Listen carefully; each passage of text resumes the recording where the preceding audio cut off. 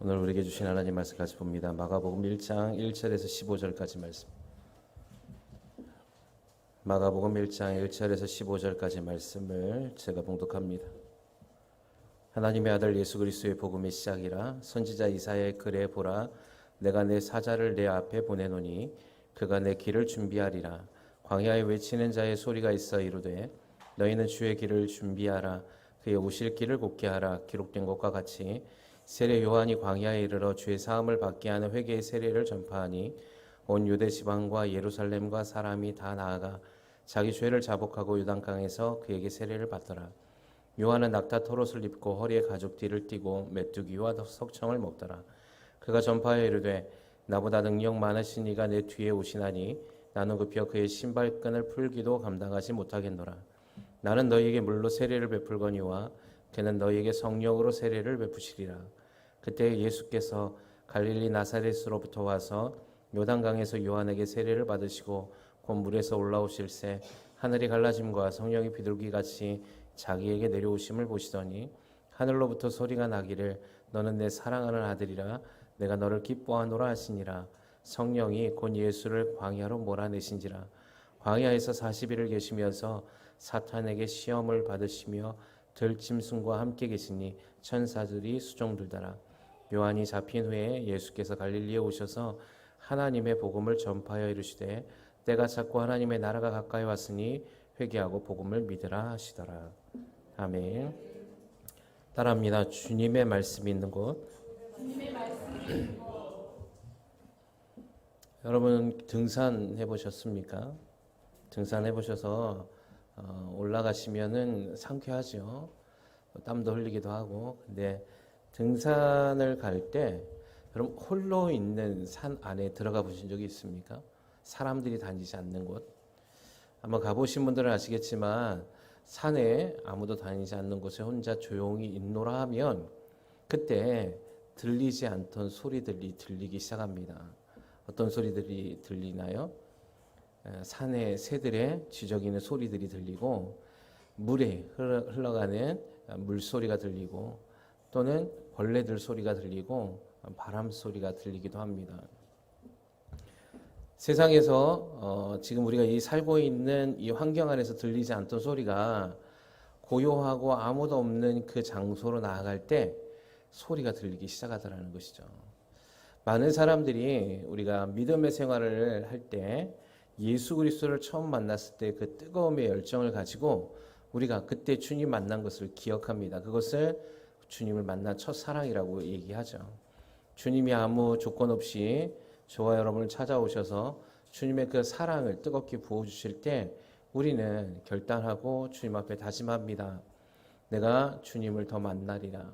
내가 주님의 뜻을 위해서 살아가리라. 내가 주님과 동행하며 주님의 말씀대로 살아가리라. 그리고 또 기도하면서 이렇게 소망하고 사모합니다. 하나님의 뜻을 알려달라고, 하나님의 말씀하심을 깨닫게 해달라고 기도하고 그렇게 달려갑니다. 근데 문제는 뭐냐면 우리가 그렇게 기도를 하는데 믿음의 연수가 지나가고 또 세월이 흘러갈 때 하나님의 말씀의 소리가 들리지 않더라는 거예요. 그래서 문제는 뭐냐면 이제는 그 시간이 점점 길어지다 보니까 그 어떤 열정은 조금씩 식어져 가고 그저 종교인으로서의 그냥 습관적 예배와 또는 내가 맡은 직분에 의한 책임감으로 인하여서 교회에 또 예배를 나오기 시작합니다. 그리고 우리는 딜레마에 빠지는 것 같습니다. 나는 예수 그리스도를 믿는 사람이고 또 성경의 수많은 인물들을 보니까 하나님의 말씀을 깨닫고 그들은 하나님의 음성을 듣는 것 같은데 왜 나는 그렇게 안 되는 것일까? 왜 나는 하나님의 말씀을 듣고 싶었고 하나님의 뜻도 깨닫고 싶어서 그토록 사모하며 기도하며 달려왔는데 나에게는 왜 그 다시 한번 그 첫사랑의 뜨거운 열정과 주님의 만남이 이루어지지 않을까? 그게 해가 지나면 지날수록 어떤 일들이 일어나냐면 거의 자포자기 심정으로 다니게 되는 거죠. 그리고는 계속해서 질문합니다. 하나님은 왜 나에게 말씀하여 주시지 않습니까? 하나님은 진짜 살아계시는 거 맞습니까?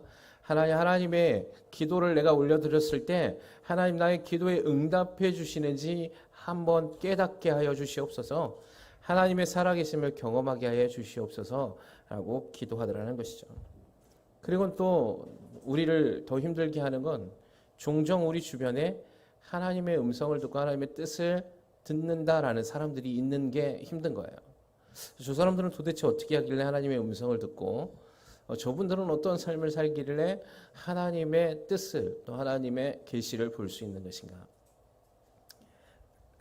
그래서 오늘 이 시간에 우리가 오늘 이 말씀을 통하여서 하나님의 말씀이 있는 곳이 어딘가, 그리고 하나님이 함께 하시는 그 장소는 어딘가, 그것을 좀 나누고 그 은혜를 통하여서 저와 여러분의 삶에서 주님의 열정이 회복되기를 먼저 주님의 이름으로 소망합니다. 제가 처음에 지금 첫 말씀 전에 산을 얘기해 드렸어요. 산에 아무도 없는 곳에 들어가면 세상에서는 들리지 않던 소리가 들리듯이 믿음에 있어서도 동일합니다. 믿음에 있어서도 우리가 하나님이 계신 곳, 하나님의 장소, 산에 가야만 들리는 소리들이 있고요. 또 세상에 나오면 산에서는 들리지 않는 세상에서의 소리가 있습니다. 믿음에 있어서도 믿음의 소리가 있는 장소가 있어요. 그곳을 어디라고 얘기하냐면 따라합니다. 광야.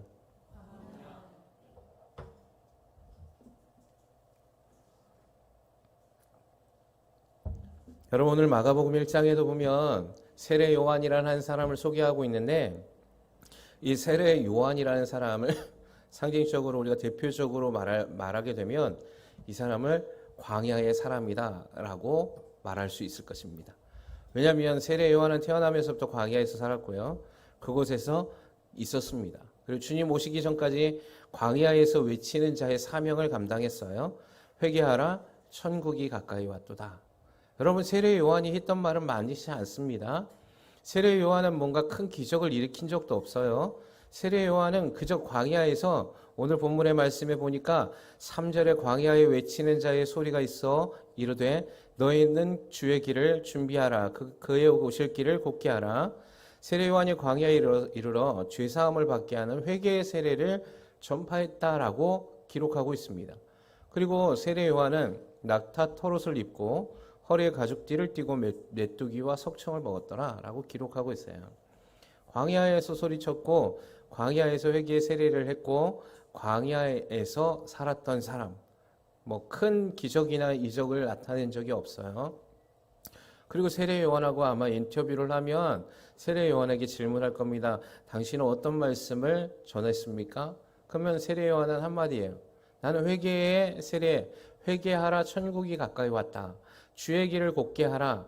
이거밖에 전한 게 없습니다. 라고 얘기할 겁니다. 그런데 우리는 광야에 세례 요한이 왜 광야에서 살았고 왜 광야에서 소리쳤을까? 그리고 오늘 본문의 말씀에 보니까 오늘 예수님도 동일하게 그 세례 요한에게 세례를 받으시고 난 다음에 어디로 가셨냐면 성령이 곧 예수를 광야로 내모셨다라고 기록하고 있습니다. 광야라는 이 지역이 성경에는 굉장히 많이 나오죠. 출애굽했던 이스라엘 백성도 제일 먼저 거쳐야 했던 곳이 어디였냐면 광야였습니다. 근데 이 광야라는 이 말의 단어의 뜻에서 우리는 왜 하나님이 광야로 우리를 인도해 주시는지를 알 수 있습니다. 이 광야라는 단어가 가리키는 히브리어의 단어는 미드바라라는 단어예요. 근데 이게 성경 즉 원어의 사전에는 뭐라고 되어 있냐면 그냥 광야 황무지라고만 되어 있습니다. 근데 이 미드바라라는 이 단어가 합성어입니다. 미와 드바라, 즉 다바라라는 것이 합성어로 되어 있는데 이 미는 뜻이 뭐냐면 무엇으로부터 나온다라는 뜻을 가지고 있어요. 그리고 드바라, 미드바라니까 드바라라는 뜻은 뭐냐면 곧 말씀이라는 뜻을 갖고 있습니다. 즉 광야라는 이 단어를 합치면 어떤 뜻이 나옵니까? 하나님의 말씀이 나오는 곳이라는 뜻이 돼요. 그래서 광야라는 뜻은 그냥 사막 또는 황무지라는 뜻도 있지만 두 단어의 합성어를 연결해야만 미드바라, 즉 광야의 뜻을 제대로 볼 수 있습니다. 즉 광야는 어떤 곳이라는 것이죠? 하나님의 말씀이 있는 곳이 바로 광야이라는 거예요. 그래서 하나님은 그토록 광야로 하나님이 인도해 가시는 겁니다. 세례 요한도 왜 광야에서 외쳤냐면 그곳이 하나님의 말씀이 있는 장소였기 때문이에요. 예수님도 광야의 첫 성령에 이끌려 광야로 나아가신 것이 첫 사역을 시작하기 전에 40일 동안 하나님의 말씀이 있는 곳에서 기도하신 것입니다. 출애굽했던 이스라엘 백성이 홍해 바다를 거쳐서 제일 먼저 가야 하는 곳이 광야였어요. 왜? 그곳이 바로 하나님의 말씀이 있는 장소였기 때문에 그곳으로 가야 했던 것입니다. 하나님은요, 이스라엘을 광야로 인도해 가셨습니다. 그리고 모든 많은 사람들을 이 광야라는 장소로 인도해 가셨어요. 여러분, 우리가 잘 알고 있는 이 엘리야라는 선지자도 하나님이 그를 인도해 갔었을 때 아무도 없는 광야의 척박한 땅으로 인도해 가시는 겁니다. 근데 그곳에 무엇이 있었냐면 하나님이 말씀이 그곳에 함께 있었다는 거예요. 이스라엘 백성은요, 처음에 모세를 통하여서 그들이 건져냄을 받았을 때 그들은 어떤 꿈을 꾸었냐면 애굽에서의 지내왔던 세상의 가치관을 통하여서 하나님이 이루실 나라를 보았습니다. 하나님의 꿈은 그들이 하나님의 말씀 안에 있기를 원하셨어요. 그리고 그 말씀 안에 있는 장소에서 하나님의 계시가 있었습니다. 할렐루야. 저와 여러분이 먼저 여러분 이것을 기억하셔야 되는 것이 뭐냐면 여러분이 하나님의 음성을 듣기를 원하십니까? 그러면 여러분 광야에 있으셔야 돼요. 예. 근데 우리는 광야에 있길 싫어해요. 우리는 광야라는 곳을 척박한 땅이요, 사막이요, 황무지요, 사람이 살 수 없는 것. 여러분이 원어의 미드바라라는 뜻엔 광야, 사막, 황무지라고 되어 있는데 거기에 부수적인 설명으로 뭐라고 되어 있냐면 사람이 살 수 없는 곳이라고 되어 있습니다. 여러분, 이 광야는 사람이 살 수 없는 곳이라고 세상 사람들은 얘기해요. 그리고 우리도 그렇게 알아요. 그런데 하나님의 말씀은 그곳에 있다라고 얘기합니다. 그래서 우리는 광야라고 생각하면 꼭 이스라엘 광야 1세대들과 같이 그곳을 거부해요. 그곳을 잊기 싫어해요. 그리고 우리는 소리칩니다. 여기는 사람이 살 수 없는 곳이잖아. 이곳에는 곡식이 없잖아. 이곳에는 물이 없잖아. 이곳에는 풍요가 없잖아. 거기서 어떻게 살라고? 라고 되질문합니다. 이스라엘 광야 1세대가 그런 거 아니겠습니까? 광야에 들어갔을 때 그들이 사흘 길을 걸었을 때 뭐가 없었어요? 물이 없었죠. 목마르기 시작했습니다. 광야를 보니까 물이 나오는 곳이 아니에요. 광야는 물이 없죠. 그들이 뭐라고 얘기했습니까? 드디어 우리가 여기서 죽게 되었도다. 애굽에 매장지가 없어서 너희가 우리를 이끌어내어서 광야에서 죽게 하는도다 라고 탄식하고 원망하고 거역했어요. 하나님의 뜻에는 하나님의 말씀은 광야로 인도하셨어야만 합니다. 왜냐하면 그곳에서 하나님의 자녀들과 대화하기를 원하셨어요. 그곳에서 하나님의 말씀을 전해주시기를 원했어요. 그곳에서 하나님의 계시를, 하나님의 뜻을 전해주기를 원하셨던 거죠. 그곳은 죽음의 장소가 아니었습니다. 그것은 오히려 사람들이 살지 않는, 즉 사람들이 살지 않는다는 것은 뭐냐면 세상의 방법과 세상의 문화와 세상의 힘이 적용되어지지 않는 곳이라는 뜻이에요. 광야는 오직 하나님의 신실한 하나님의 능력, 하나님의 신실한 은혜만이 존재하는 공간이 바로 광야라는 곳입니다.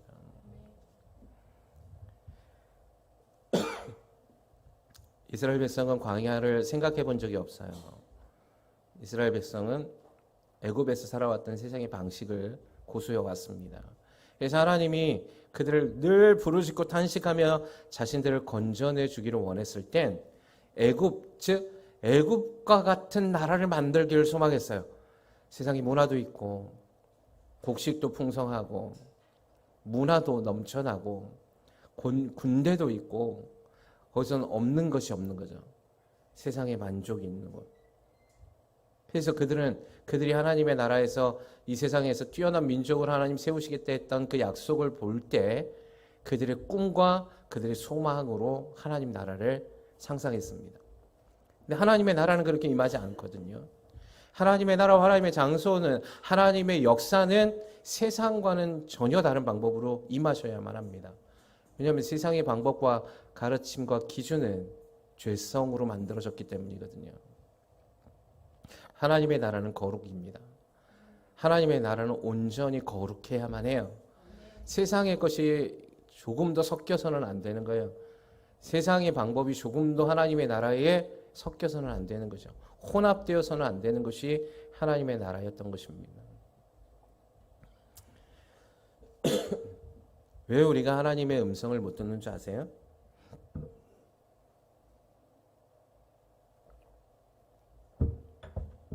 하나님의 계시는 광야에 우리가 서 있어야 하는데 우리의 자리에 하나님이 임하기를 원하고 있기 때문에 그렇습니다. 내 자리는 세상이거든요.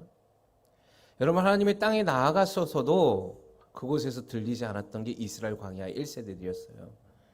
광야에 나갔는데 그들은 계속해서 광야에서 어떤 소리를 찾았냐면 애굽에서의 삶에서의 소리를 찾았습니다.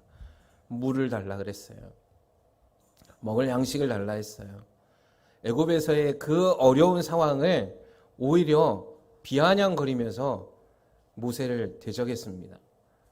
애굽의 매장지가 더 풍요로웠고 애굽에서는 고기를 먹었고 애굽에서는 집도 있었다라고 한탄하며 하나님의 인도하심을 거역했다는 것이죠. 여러분, 우리가 광야에 서 있을지라도 하나님이 계신 하나님의 소리와 하나님의 방법에 있는 장소에 있지 아니하면 우리 하나님의 뜻을 발견할 수 없습니다. 우리의 삶에서 왜 하나님의 말씀과 하나님의 음성을 듣지 못하고 하나님의 계시를 자꾸만 놓치냐면 우리의 방법을 놓지 않는 이상 하나님의 말씀이 들리지 않는다는 사실을 깨닫지 못하는 거예요. 그래서 내 방법과 세상의 기준대로 애굽의 1세대들처럼 광야의 1세대들처럼 세상에서의 성공을 자꾸만 추구하며 하나님이 나를 도와주시기를 기도하고 있다는 것이죠. 아니요, 그렇게 해서는 우리 듣지 못합니다. 여러분, 산에 들어갈 때 세상의 소리는 단절됩니다. 산에 들어갔을 때 여러분 자동차의 소리가 들리던가요? 들리지 않습니다. 세상에서 막 웃고 떠드는 음악 소리가 산속에서 들리던가요? 산속 깊은 곳에 들어가 아무 소리가 들리지 않습니다. 그것은 온전히 자연 안에 있는 소리만이 들리는 거예요. 자연이 제공하는 산새들의 울음소리, 그 안에서의 계곡에서의 물소리, 그 안에서 있었던 벌레들의 소리, 그 안에서 있는 바람의 소리들, 이 소리들만이 있어요. 세상의 소리는 있지 않아요. 우리가 그 안으로 들어갈 때 우리의 잡념이나 우리가 세상에서 갖고 갔던 그 모든 것들을 제거하고 들어갈 때 그런 소리가 들리듯이, 여러분, 산에 올라갔는데도 내가 라디오를 들고 가고 헤드폰을 끼고 들어가면 여러분 그 안에서 산새의 소리가 들리지 않습니다. 그 안에서는 계곡의 물소리가 들리지 않습니다. 그 안에서 주어지는 풍요로운 자연의 소리를 들을 수 없는 거예요. 근데 우리는 꼭 하나님의 말씀을 듣기를 원한다 하면서 우리는 세상의 소리를 가득 채우고 나서 하나님 앞에 나아갑니다. 그리고는 하나님 왜 내게 말씀해 주시지 않느냐고 얘기합니다. 사랑하는 취하는 교회 성도 여러분, 주님의 말씀이 있는 곳은 오직 광야입니다. 그것은 하나님이 계신 곳이에요. 그래서 때로는 그 말씀을 듣게 하기 위해서, 그래서 하나님은 그 음성을 듣게 하기 위해서 무엇을 허락하냐면 고난이라는 것을 허락하십니다. 여러분, 저와 여러분 고난 다 아시잖아요. 고난 경험해 보셨잖아요. 고난이 올 때 여러분 어떤 심정이십니까? 대부분의 많은 사람들이 무릎을 꿇고 주님 앞에 나오는 때는 내 힘으로 해볼 걸 다 해보고 나서 안 될 때예요. 그러면 뭘 합니까? 교회 나와서 무릎을 꿇어요. 그리고 하나님께 도움을 간청합니다. 그때는 세상을 의지할 수 있는 그 모든 것들이 없다는 사실을 인정하고 그것조차도 다 잡지 않습니다. 생각조차 하지 않습니다. 그리고 나서 그 안에서 무릎을 꿇으니까 그때 어떤 일이 일어나냐면 하나님의 음성과 하나님의 기적이 일어나는 걸 경험하는 거예요. 할렐루야. 그곳이 광야예요. 하나님이 원하는 장소에 있는 거. 여러분, 믿음의 선진들을 보십시오. 믿음의 선진들이 세례 요한이 낙타 털옷을 입고 메뚜기의 석청을 먹었다는 거, 여러분 그 삶이 부러워 보이십니까? 부러워 보이지 않습니다. 왕궁에 있는 자들, 흔히 말하는 성공주의자들, 그 사람들은 아마 세례 요한에게 손가락질 했을 겁니다. 저가 가지고 있는 것이 무엇이냐? 저가 예수를 하나님의 선지자라고 부름받은 저가 갖고 있는 것이 무엇이냐? 저가 자기 자신의 의복한 물도 제대로 갖지 못한 저가 무슨 하나님의 선지자냐 비아냥거릴 수도 있습니다. 여러분, 세례 요한은 오늘 주님이 뭐라고 얘기했습니까? 여자에게서 낳은 자 중에 세례 요한보다 큰 자가 없다라고 높여주셨습니다. 할렐루야. 예. 그럼 여러분 더 감사하십시오. 저와 여러분은 천국에 가면 극히 작은 자라 할지라도 세례 요한보다 더 큰 자라 말씀해 주셨습니다. 할렐루야. 예수 그리스도의 은혜가 우리에게 부어졌잖아요. 그럼 우리가 이 땅 가운데서 소망하며 이 땅의 성공주의를 바라보는 것이 아니라 하나님의 뜻과 하나님의 계획 안에 있으며 우리는 세례 요한보다 모든 자가 다 클 겁니다. 그 은혜가 폭포수처럼 쏟아 부어질 겁니다. 그리고 하나님의 계시와 하나님의 뜻에 있을 때 하나님이 약속해 주셨던 하나님의 충만의 복이 우리 가운데 임하게 될 겁니다. 단 어떻게 할 때? 광야의 소리를 들을 때. 여러분, 이게 히브리어는 굉장히 재밌습니다. 우리는 영적 이스라엘이라 그러죠? 아닙니까? 대답들을 안 하십니다. 여러분은 영적 이스라엘입니까? 네. 이 이스라엘이라는 뜻이 뭡니까? 우리가 알기로는 하나님과 겨루어 이긴 자라고 알고 있죠. 근데 이 이스라엘이라는 단어도 합성어입니다. 그러니까 이스라와 엘의 합성어예요. 그러니까 이스라라는 뜻이 뭐냐면 직진이라는 뜻이에요. 곧바로 간다라는 뜻이에요. 엘은 뭡니까? 하나님. 즉 합성어죠. 이스라엘이라는 뜻이 뭐예요? 하나님께 곧바로 가는 사람들이 이스라엘인이에요. 할렐루야. 저와 여러분은 이스라엘인인 거예요. 영적 이스라엘. 아멘이십니까? 여러분, 나는 이스라엘이다. 나는 아브라함의 후손이 영적 이스라엘이다. 한번 손 들어보세요. 뭐 많이 손을 안 들으시는 건 뭔데? 그럼 손 안 든 사람은 여기 있을 이유가 없잖아. 저기 알라 쪽으로 가세요. 알라. 이스라엘이 아니면 우리는 다 모두가 이스라엘입니다. 할렐루야. 여러분, 그러면 그 의미가 주는 것들이 뭐예요? 우리는 하나님만 바라보는 사람들이라는 거예요. 아멘이십니까? 세상을 쳐다보는 게 아니에요. 하나님께 곧바로 나아가는 사람들이 이스라엘인이에요. 그리고 광야, 하나님의 말씀이 있는 곳으로 나아가는 사람들이 이스라엘인 거예요. 그래서 하나님은 이스라엘을 광야로 인도해 주신 거예요. 왜? 하나님만 바라보는 사람들이 하나님의 말씀이 있는 곳으로 인도해야죠. 애굽으로 가지 않습니다, 우리는. 근데 왜 우리 자꾸만 애굽에 발을 담그고 있냐는 거예요. 그거 빼면 꼭 죽을 것 같죠? 물이 당장 없어 보이죠? 먹을 게 없어 보이죠? 두렵지요. 염려가 되죠. 그러나 여러분, 우리가 잘 알잖아요. 광야의 1세들이 광야에서 굶어서 죽은 사람이 있습니까? 그들이 옷이나 의복이 헤어져서 추워서 죽은 사람이 있습니까? 그들이 더위에 탈진해서 죽은 사람이 있습니까? 물을 못 먹어서 죽은 사람이 있어요. 곡식이 없어서 죽은 사람이 있어요. 전쟁의 두려움 속에서 이방의 민족들이 쳐들어와서 죽은 사람이 있습니까? 아무도 없었어요. 그들은 오히려 낮에는 구름 기둥으로, 밤에는 불 기둥으로 이 땅에서 전혀 먹어보지 않았다 하늘의 만나를 먹어본 세대였다는 것입니다. 여러분, 이 땅에서 전혀 먹어보지 않았다 하늘의 반석에서 나오는 물을 마셨어요. 그들은. 왜 그들이 두려워했어요? 세상을 붙잡고 있어서 두려웠던 거예요. 세상을. 애굽을 놓지 않았기 때문에 두려웠던 거예요. 여러분, 광야의 2세대들은 애굽을 기억하지 않아요. 그래서 그들은 담대했어요. 애굽을 붙잡을 만한 끈덕거리가 없었거든요. 그들은 경험되어지지 않았거든요. 그러니까 광야의 2세대들은 어떻게 했습니까? 오직 하나님만 붙잡는 거예요. 사랑하는 주하는 교회 성도 여러분, 우리가 이스라엘이잖아요. 너는 나의 아들이라고 불렀잖아요.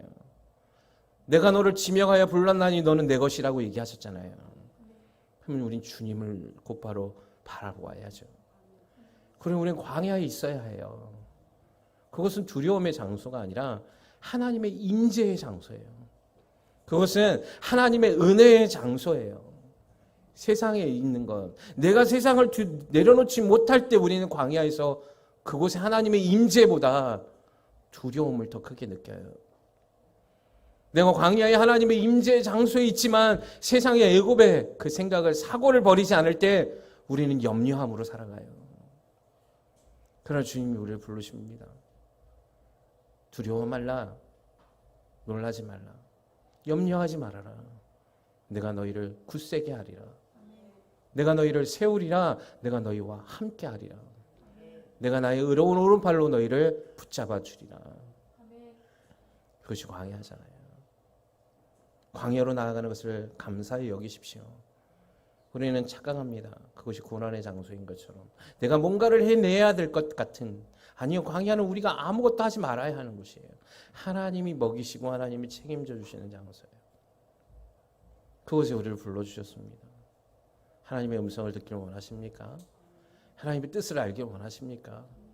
다 내려놓으세요. 세상의 소리를 단절하세요. 세상의 생각들을 내려놓으세요.